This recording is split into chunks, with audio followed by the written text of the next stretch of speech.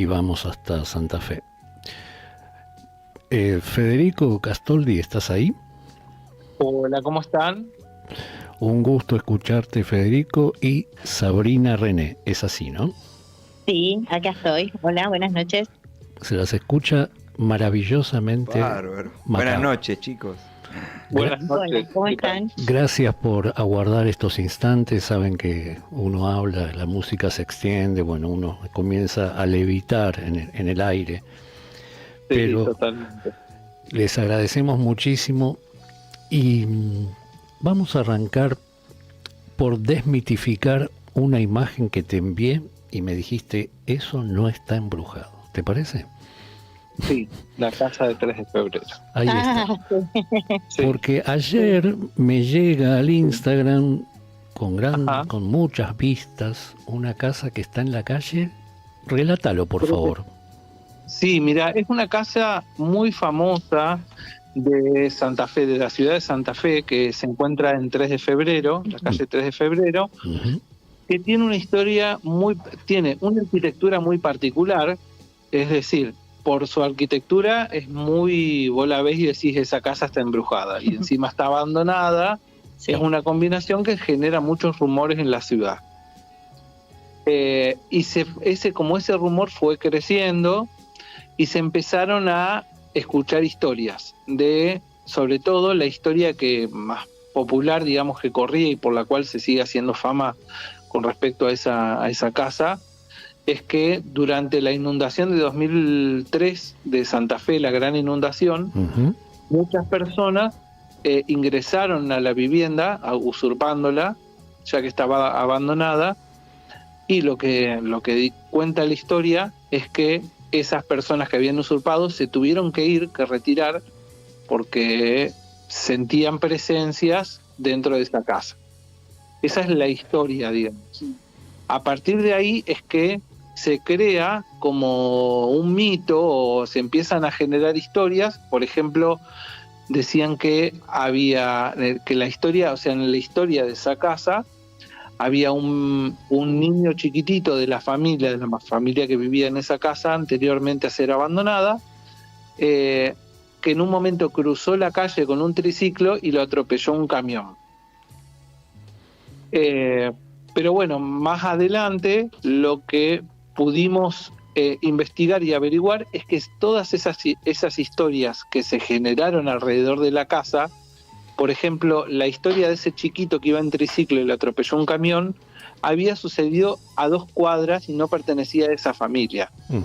Es decir, como que se creó toda una historia alrededor de la tipología de la casa, sí, que llevó a que los medios y demás generen una historia alrededor de la misma. Sí, no dejan de ser mitos urbanos, en realidad todo lo que gira alrededor de la historia de la casa. La historia verdadera se cuenta como que sí, hubo una parte trágica en la familia original, digamos, con un hijo muerto de los dueños, pero en realidad la familia siguió viviendo allí sin tener ningún problema, la siguieron habitando sus descendientes. Hoy por hoy la dueña es descendiente directa de ahí, o sea... El tema es que ella explica de sus propias palabras, dice que la casa está vacía porque ella no puede desprenderse de la casa, quiso restaurarla, pero económicamente no pudo seguir con los proyectos por cuestiones de la vida y de la parte económica de ella misma, y no se puede terminar de desprender de la casa. El tema es que ya pasaron muchos años, o sea, te imaginas que cuando empiezan a crecer otra vez los rumores, siempre hubo rumores de que esa casa estaba embrujada. Empiezan a crecer los rumores de nuevo en el año 2003, y ya vamos más de 20 años, entonces esos mitos crecieron.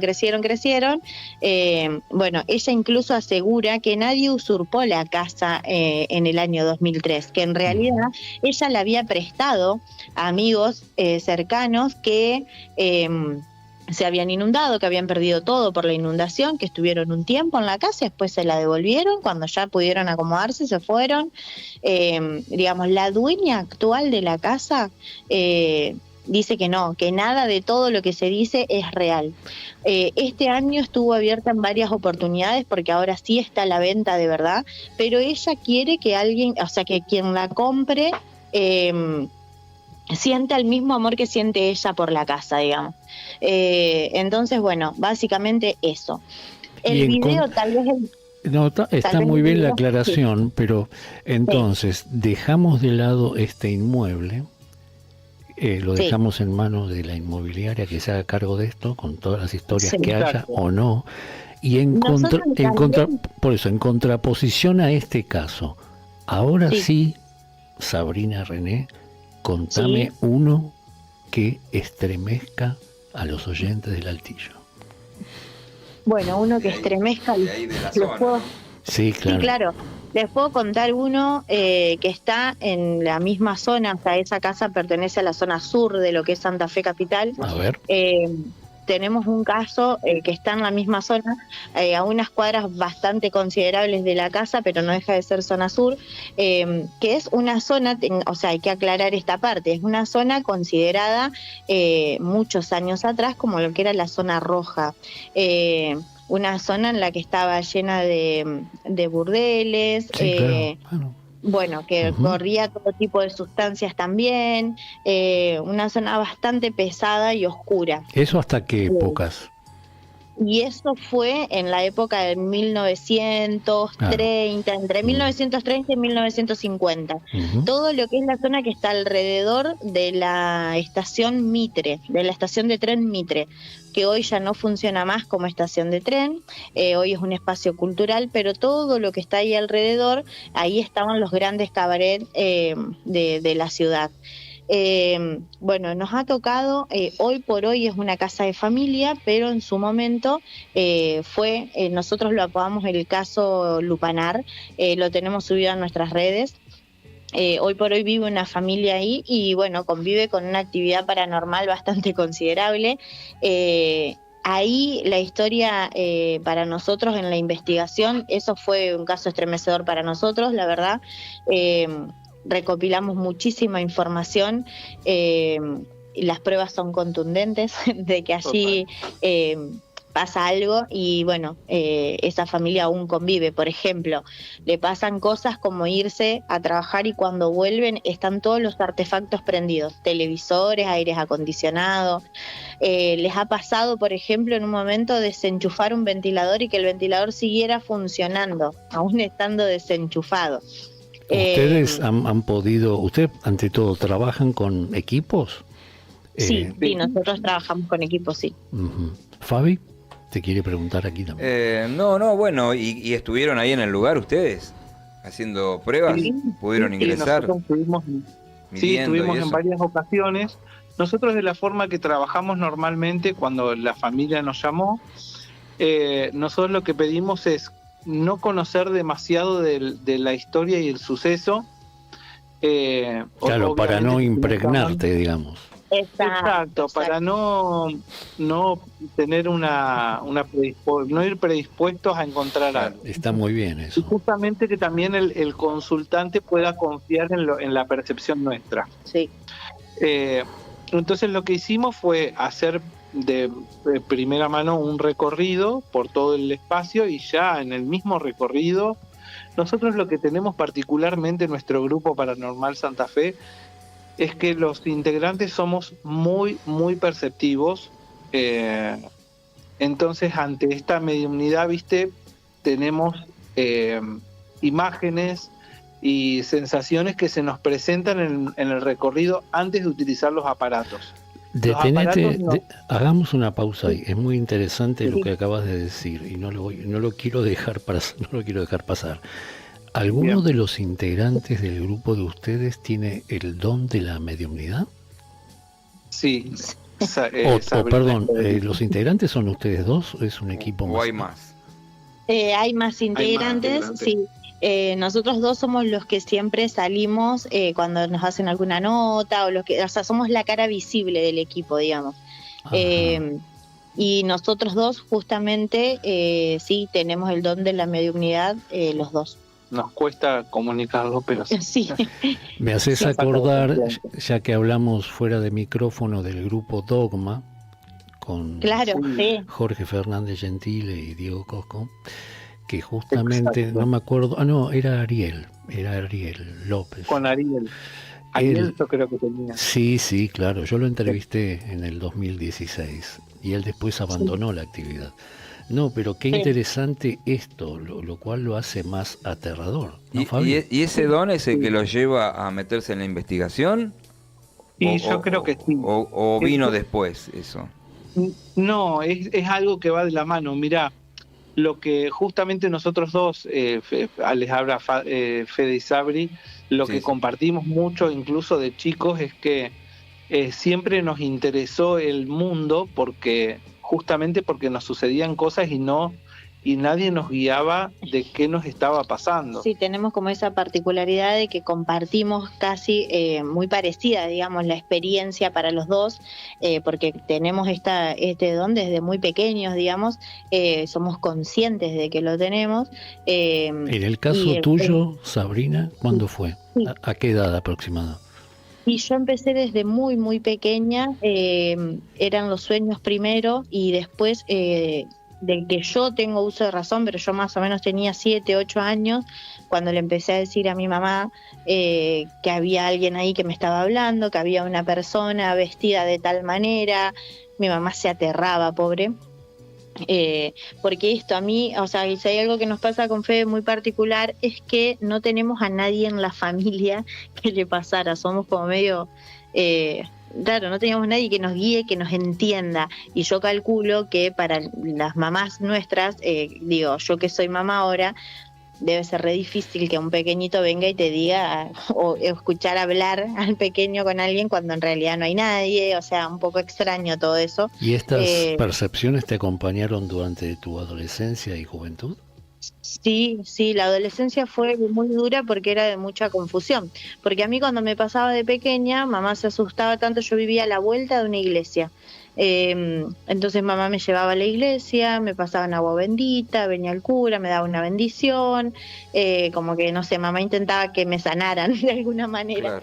Claro. Y bueno, yo entonces como que fui dejando de compartirlo con mamá y con la gente en sí, porque claro, o sea, todo el mundo me miraba como raro, mamá se asustaba muchísimo, o sea, era como que ocasionaba muchos problemas. Entonces, claro, cuando en mi adolescencia eso se agudizaba y yo era como no quería sentirlo, no quería verlo, no quería escucharlo, pero a la vez eso estaba ahí y terminé acarreando hasta problemas de salud porque no sabía cómo, la confusión era tremenda, en realidad era tremenda, y no tenía nadie que me acompañara, digamos, en ese sentido. ¿Y cómo fue que conectaste con Federico? Y bueno, a través de un caso fue. Sí. A ver. A través de justamente el caso del Lupanar, Uh-huh. fue que nos conocimos. Nosotros ya habíamos formado el equipo con otra de las integrantes y la conocimos a Sabri, que nos trajo el caso. Justamente ella era tan perceptiva que fue la que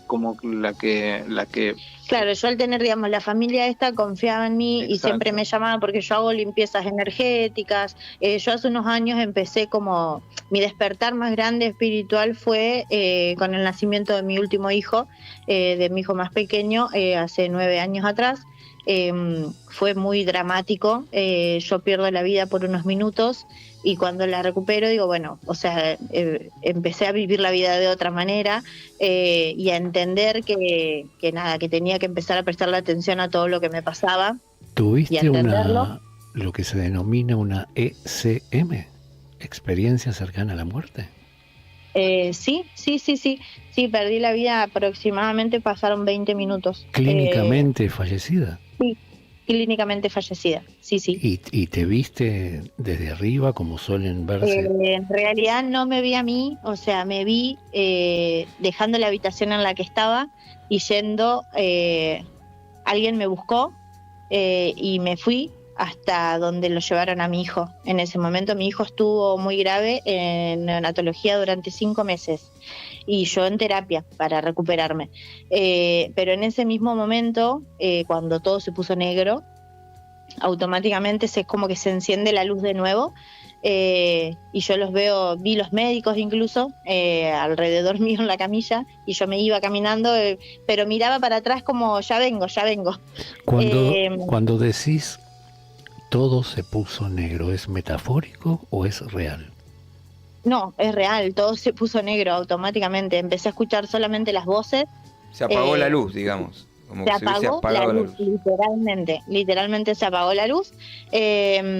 Y bueno, pero escuchabas. Cuando se fueron unos segundos, claro, escuchaba, dejé de escuchar, y cuando dejo de escuchar es como si se volviera a prender la luz. Claro. Y ahí yo ya estaba parada, y empiezo a caminar. Alguien que no sé quién es me decía: vení por acá, esto va a ser difícil, pero va a estar todo bien, tenés que confiar.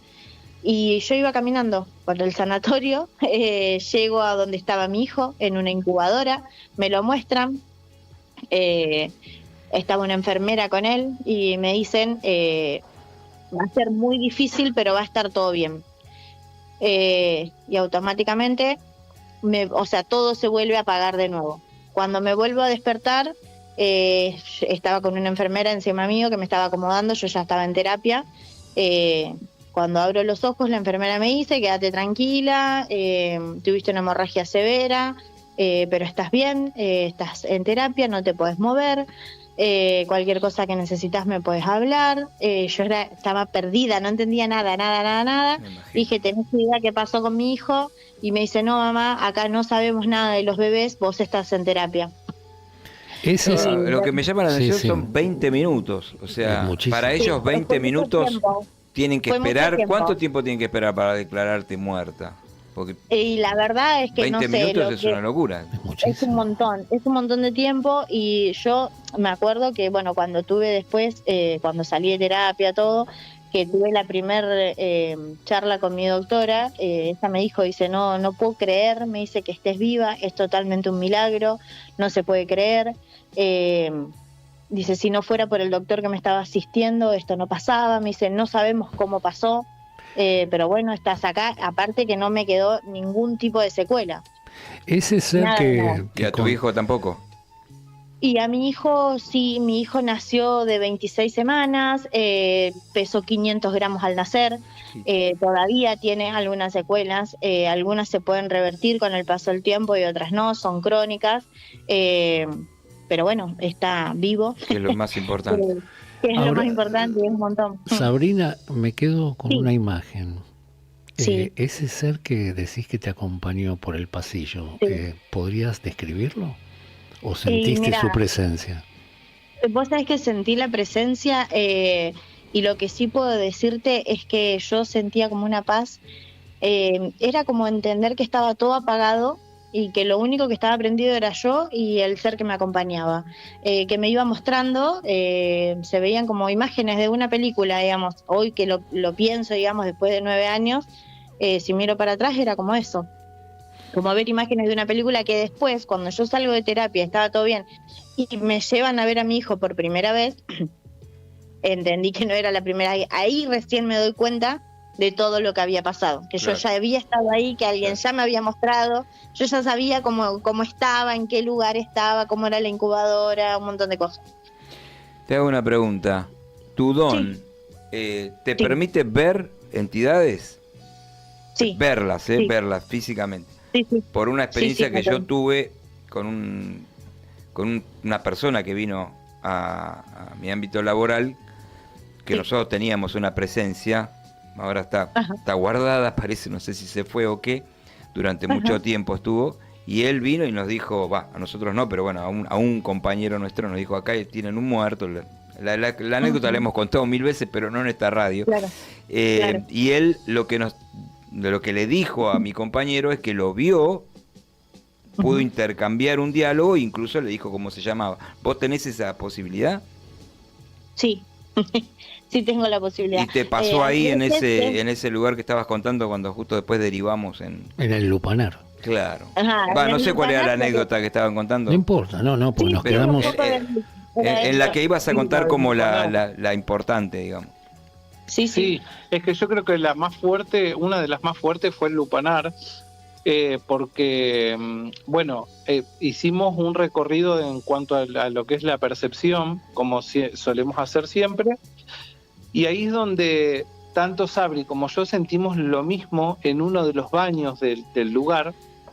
Yo le digo a Sabri, hay algo que cuelga acá, y me dice, sí, hay una persona colgada y hay sangre en el piso, me dice ella.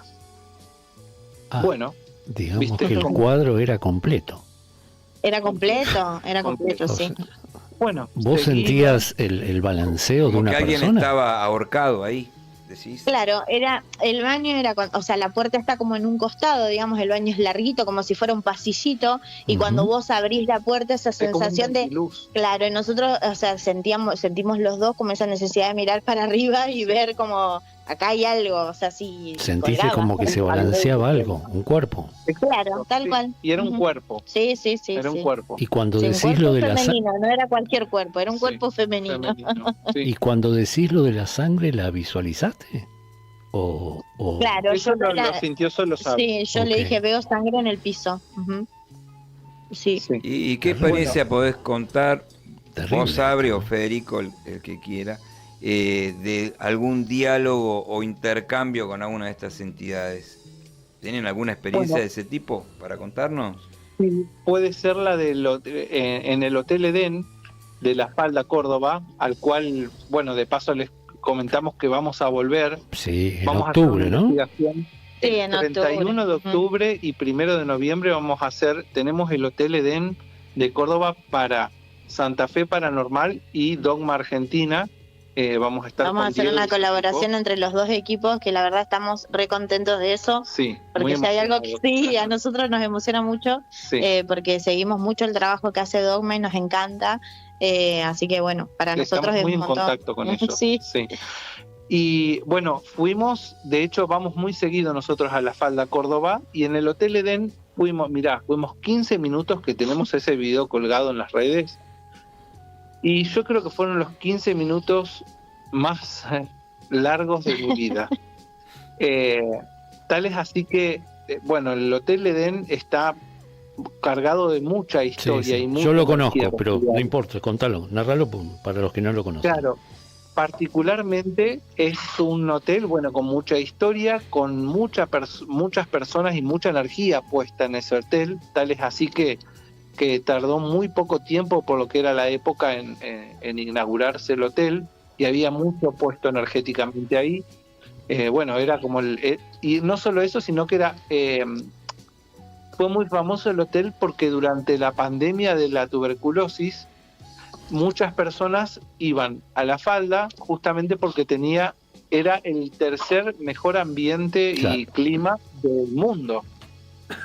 Entonces iban muchas personas a curarse de la tuberculosis o a tener una mejor calidad de vida. Bueno, tal es así que cuando llegamos al Hotel Edén hablamos con la gente, viste que ellos hacen un recorrido diurno y nocturno. Sí. Impresionante, la visita nocturna es espeluznante. Es espeluznante. Bueno, justamente lo que vamos a hacer el 31 de octubre, que es la noche de brujas, Halloween, vamos a hacer un recorrido similar al nocturno que hacen, pero se va a llamar Tour Paranormal. Van a ser 2 recorridos de hasta 20 personas, y que vamos a hacer Dogma y Paranormal Santa Fe en conjunto con los guías del Hotel Edén, pero va a ser un recorrido distinto, porque va a ser un recorrido que va a estar dedicado a lo que es la percepción, y les vamos a explicar a las personas que hagan el recorrido, aparte de ir a los lugares que tienen mayor actividad paranormal, mostrarles cómo funcionan los equipos, cómo trabajamos los investigadores paranormales, qué es lo que hacemos, cuáles son los protocolos que utilizamos, y ellos van a tener la posibilidad de ir a percibir las energías que hay ahí adentro. Me permito sugerirles desde el corazón, porque yo estuve luego mi mujer y mi hijo hace 3 años, y hay gente muy sensible, pero no muy sensible con el don de la mediunidad que tienen ustedes, sino muy sensible a nivel piel. Claro. Y ustedes entiendo que sí trabajan con Dogma desde ya, pero hagan mucho hincapié en que esto no es una visita turística en la cual venimos a pasear como si fuese el tren fantasma de Little Park. Claro. Porque tal cual. Es la idea. hay mucha gente, no, por eso aclárenlo, se lo digo desde el corazón, porque Sí. en caso de que algo se presente o algo perciban, es muy delicado el hilo Totalmente. entre Perdóname ustedes y que- los concurrentes. Que te interrumpa, porque si no nos vamos a quedar sin tiempo. Que nos termines de contar la anécdota de este encuentro ahí en el hotel. La experiencia que tuvieron. Perdón, ¿eh? Sí, mira, tuvimos 2 experiencias. Nos dirigimos primero a lo que es la sala de máquinas, que fue la experiencia más fuerte. Sí, es terrible eso. Lo que es la sala de máquinas es un espacio donde, bueno, la historia cuenta está en la zona de calderas donde los trabajadores, por supuesto que en esa época vivían trabajando y algunos hasta morían colocando carbón para las calderas de la cantidad del calor que tenían en esos lugares. O sea, iban al Hotel Edén para generar dinero para sus familias, pero a su vez morían en el lugar. Claro, las lo condiciones forzado. laborales no eran dignas, por Las supuesto. óptimas, por supuesto. Claro. Y aparte cuando Bueno. haces la recorrida ahí por esos, hay como un pequeño bosque o campo, Exacto. ¿viste lo que es Sí. eso? Hay que tener Sí. muchísimo cuidado con lo que puede llegar a percibirse. Totalmente. Sobre todo en Federico, esa zona. Y Federico entonces, espera, Cas- porque no termina de contar. pero Es increíble. lo mejor es que quede así. No, pero una experiencia es la más fuerte y no la van a contar. Bueno, dale. Por favor. Tiene que venir en capítulo, en Ah, goteos. bueno. Es una cuerda Pero que bueno. gotea. Bueno, dale, Puede pasar meses hasta que lo Se- vamos a charlar. dale, cerrala. A ver. Bueno, A ver. les termino de contar. Entonces lo más fuerte fue que desde el momento que entramos al lugar, a la sala de máquinas, eran golpes primero la sensación que teníamos que era como una opresión en el pecho, y hasta es como una sensación, es difícil de explicarlo, pero es como, ¿viste cuando te falta el aire, que no hay oxígeno en el Ujú. lugar? Ujú. Esto, la falta de aire, que te cuesta respirar. Y empezamos a escuchar golpes pero yo, o sea, tengo que, para explicártelo de alguna manera, es como si vos tenés una puerta, un metal enfrente tuyo a 1 metro y golpean, pero con todas las fuerzas. O sea, era un ruido y no había nadie. Sí. Que no había ninguna explicación lógica por lo cual se sucedan esos ruidos. Ya que van a Bueno. Córdoba, aprovechen Sí. y vayan a la cumbre y traten de visitar el Paraíso, que era el lugar donde vivió Manucho Mujica Lainez. Investiguen eso. Sí, lo conocemos. Sí. Federico Castoldi, Sabrina René, inmenso placer escucharlos. Nos han Muchas dejado estupefactos. Y desde ya, una vez que sobrevivan a esa travesía sobrenatural, Totalmente. los tendremos nuevamente en el altillo. ¿Les parece? Bueno, muchísimas Encantadísimos de gracias. eso, sí. Muchísimas gracias a ustedes. Y bueno, les esperamos seguramente el 31 de octubre y sábado 1 de noviembre. Vamos a hacer transmisiones en vivo a través de nuestro Instagram, @paranormalsantafe, y también a través de los chicos de Dogma Argentina. En colaboración vamos a poder transmitir en vivo, van a poder ver imágenes instantáneas Sí. de lo que vamos a hacer. De paso, para todo aquel que quiera ver con detalle todo lo que contaba Fede recién sobre el Hotel Edén, pueden ir a buscarlos al Instagram, que están ahí colgados todos los videos. Maravilloso todo. Gracias, chicos. Gracias por el No, tiempo. gracias a ustedes. Chao. La tormenta ya cesó.